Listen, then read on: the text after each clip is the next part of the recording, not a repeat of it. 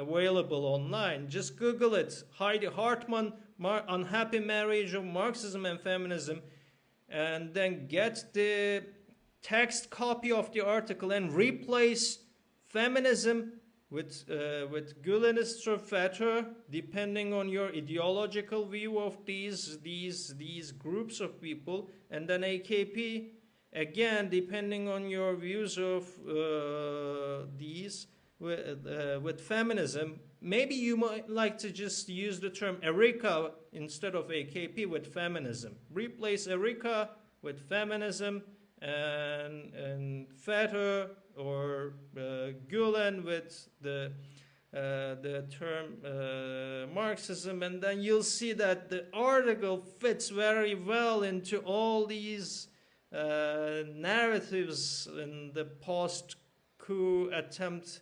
Turkey and its involvement in the global politics and American politics. They've been funneling a lot of money to the United States, as far as I know.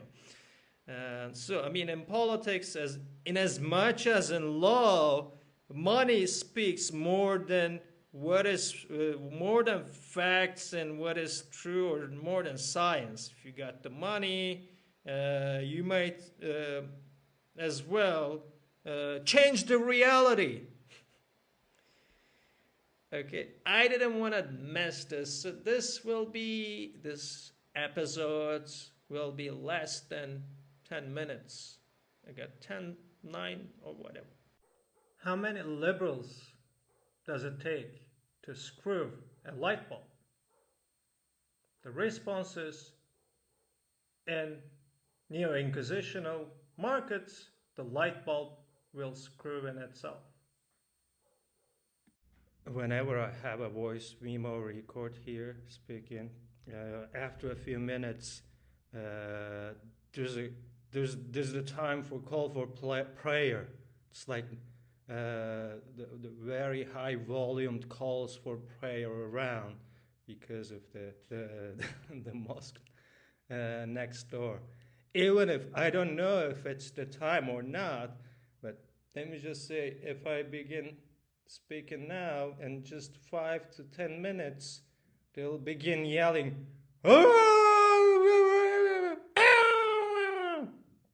in a language that I don't understand, and probably the muezzin doesn't understand all of it, and I don't think that no one, 99.99% of the people in Turkey who hear this foreign language a few times a day, 5 times a day, they don't understand what the fuck that guy is yelling there.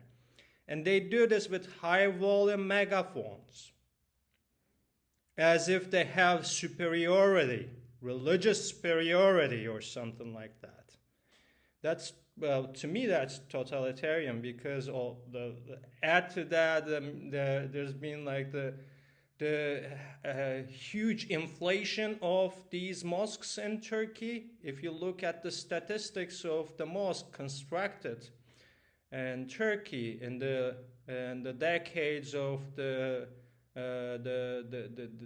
this current government, the statistics, and compare it with the statistics of, I don't know, schools or whatever, you'll see that the growth rate is much higher for the mosques, where there has no contribution to science, knowledge, and humanity, no contribution at all. It's just sheer charlatanism there in the mosques.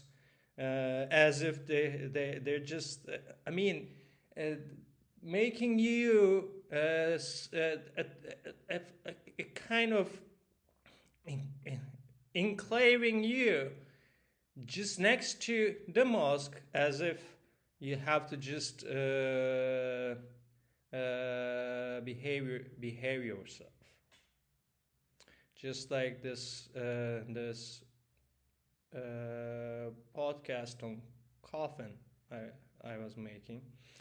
Well, this mode of entrenched sense of feeling superiority, because you have monopolized something that is described as the God or Allah or Alu, whatever, and Tanrı in Turkish. That's not the Arabic. In Turkish, it's Tanrı. Tengri, or whatever. And that's just, I mean, this is completely an inflated sense of entitlement to just act and to just speak in the name of something made up. Something completely faux, which means that false, fake.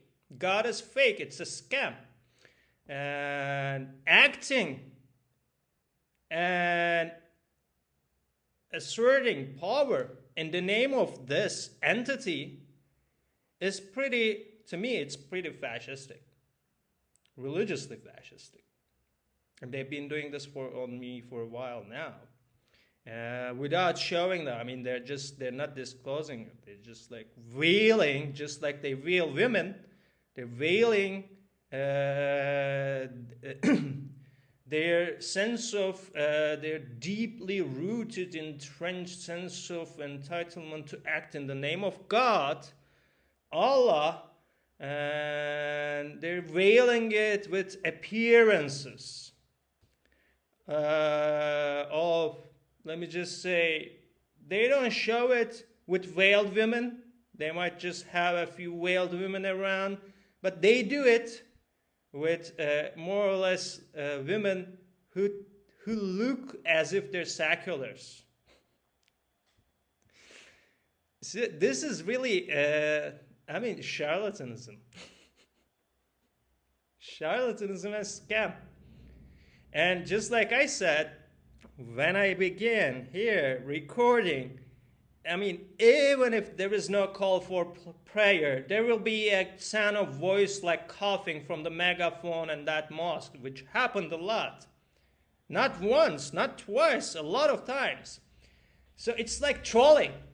You know, these fake trolls on social media that the Turkish government has been using for a long time. They're doing this trolling and bullying with the mosques and imams or muezzins. You see how these religious entities and institutions, like mosque is a religious institution, and it's owned, it's not owned, but it's just tied to the state. And these institutions have been turned into government tools and government devices of exerting power on disbelievers or atheists. Yeah, I'm atheist. I've been openly atheist for a long time, for a very long time. And, well, if the state agencies, have been gathering information and trying to just make me go stuck in some image from the past, I'm really sorry. To me, if you go there, well, if you go to the very one of the very cores of your neo-inquisitional mindsets, you'll see an atheist there, because I was atheist.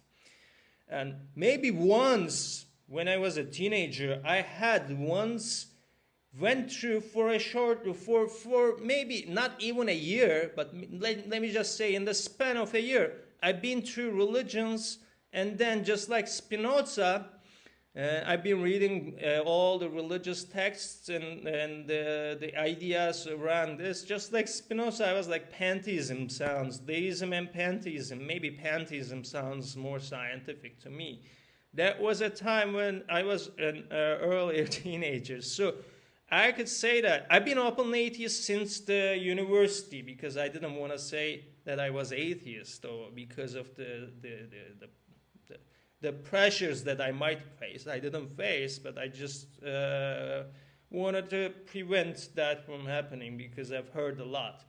I didn't say that in high school. I just said it. I'm atheist when I was at the university, because I'm like, I'm here at one of the best schools in Turkey, which is infamous for its communism and communism, and more or less left-leaned Kemalism at that time. Today, Kemalists tend to be more conservative than they were at that time.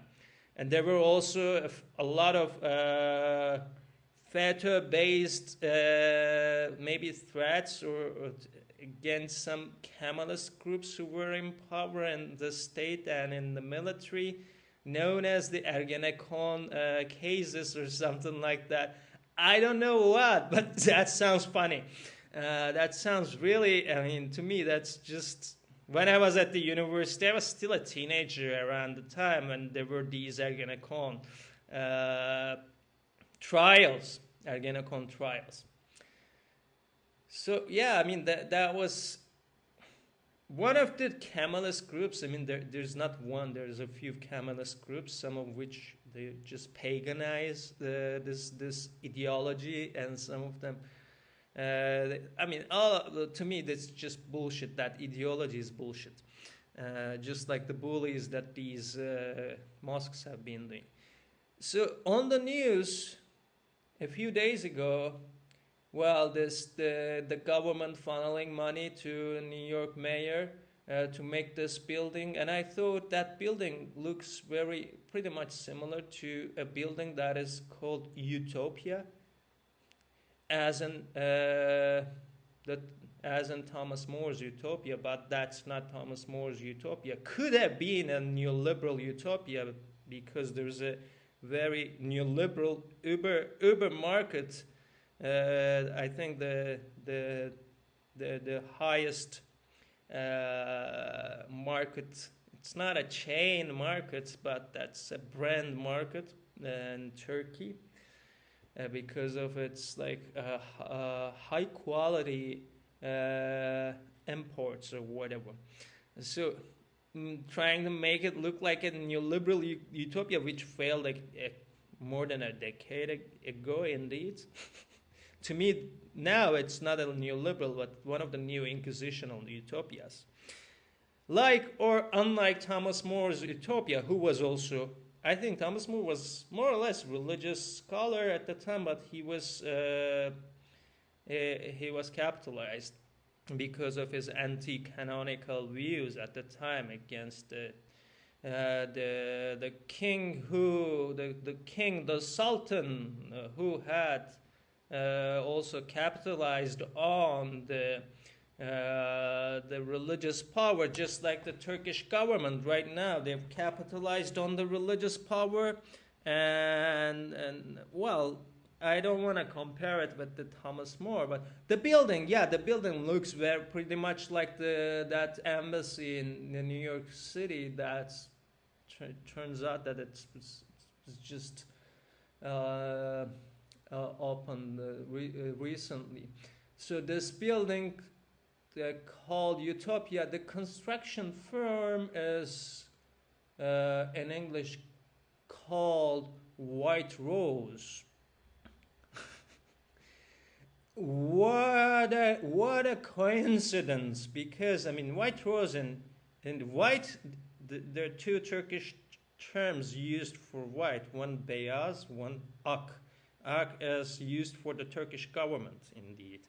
Ever since they took power in more than the last 2 decades, they turned a lot of names into ideological formations and transformations of the names of places, the names of buildings and neighborhoods and streets and brands and branding with the term ak.